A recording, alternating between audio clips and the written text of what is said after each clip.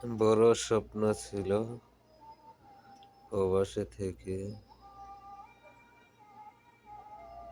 বাড়ি গাড়ি সবই করব, এটাই বড় স্বপ্ন ছিল।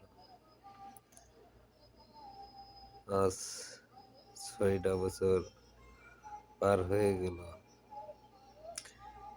কিছুই করতে পারলাম না, বাড়ি গাড়ি কিছুই করতে পারলাম না। এটাই স্বপ্ন কি এটি ছিল? আমার মনে হয় আমার স্বপ্ন এটাই ছিল। মানে আপনারা কি ভাবেন বলতে পারবো না, কার মনের মধ্যে কি। ঠিক আছে, সবারই আশা ছিল যে প্রবাসে যাব, সুখে দিন কাটাবো, বাড়ি গাড়ি সবই করবো। তা কারা কারোর কপালে হয়, কারা কারোর কপালে হয় না।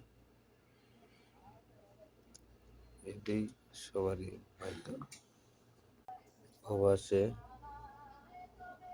আর কতদিন থাকতে হবো জানি না। অনেক কষ্টে দিন কাটাচ্ছি, আর কোনোদিন দেশে ফিরে আসতে পারবো কিনা মনে হয় না।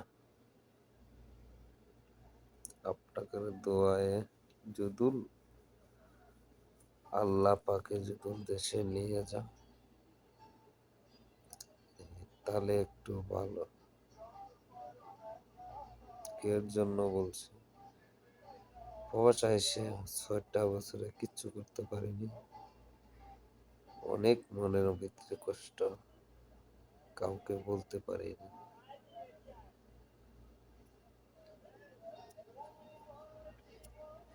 ঠিক আছে, আর কি বলবো, এগুলো বলতে গেলে অনেক কষ্ট লাগে।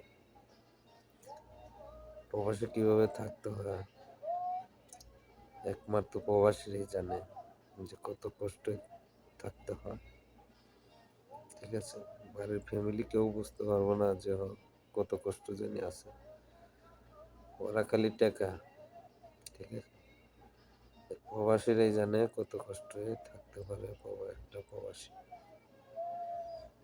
অনেক বড় আশা নিয়ে আসছে, আর অনেক বড় কষ্ট নিয়ে প্রবাসে থাকে।